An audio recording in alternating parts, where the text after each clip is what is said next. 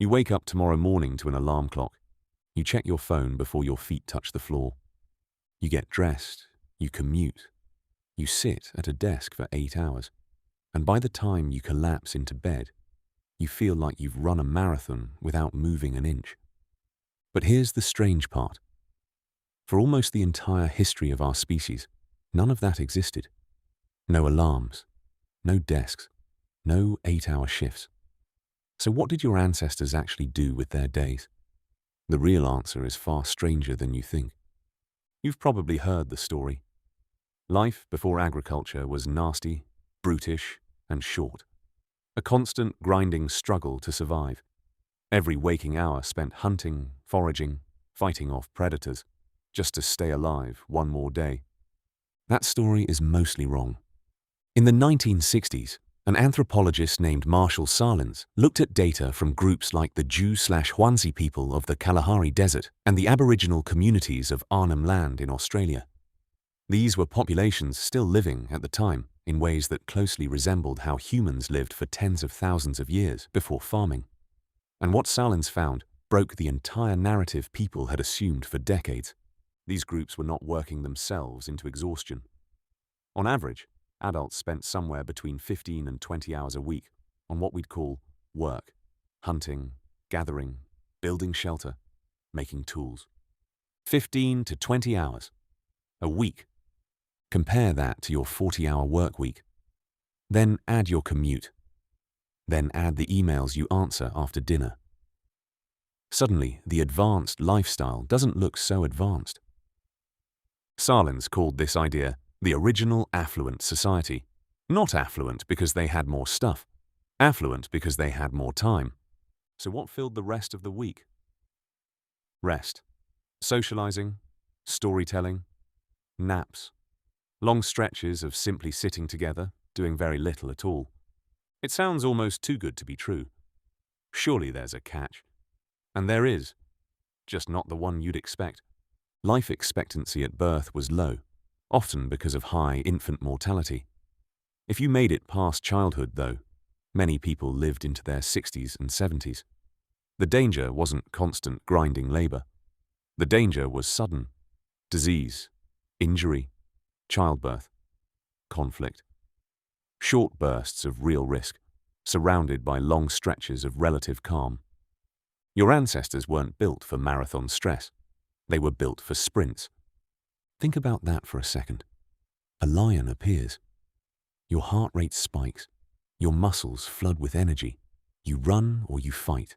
And then, it's over. The lion is gone. You're safe. Your body returns to baseline within minutes. Now think about your actual day. The notification on your phone. The email from your boss. The argument you replayed in your head for 3 hours after it happened. None of those are lions. But your body doesn't know that. This is where a researcher named Robert Sapolsky comes in. Sapolsky spent decades studying stress, first in wild baboons in Kenya, then in humans. His core finding is something almost everyone has felt but never put into words. The stress response evolved for short-term physical threats, not long-term psychological ones. A zebra being chased by a lion experiences intense stress for about 90 seconds. Then it's over, and the zebra goes back to grazing as if nothing happened. You, on the other hand, can wake up at 3 in the morning with your heart pounding because you're thinking about a conversation that hasn't even happened yet. Your ancestors' days weren't actually that different from yours in one specific way. They still had to find food. They still had social tension. They still worried about the future. But the rhythm was different. Work happened in short, purposeful bursts. A few hours of foraging in the morning, perhaps tracking an animal in the afternoon. And then it stopped. There was no expectation of always being available. No glowing rectangle demanding a response at 9 p.m. There's another piece of this that rarely gets mentioned. Much of what your ancestors did during the day wasn't really work or leisure in the way we separate those categories now. It was both at once. Gathering food with a group was also socializing. Making a tool was also teaching a child. Walking to a new camp was also storytelling. passing down maps of the land, histories of ancestors, warnings about which plants would kill you and which would heal you. This is something anthropologist Polly Wiesner studied directly. She spent years with the Zhuangzi, recording their conversations during the day versus at night. During the day, conversation was dominated by practical matters, complaints, gossip, economic concerns. But at night, around the fire, something shifted.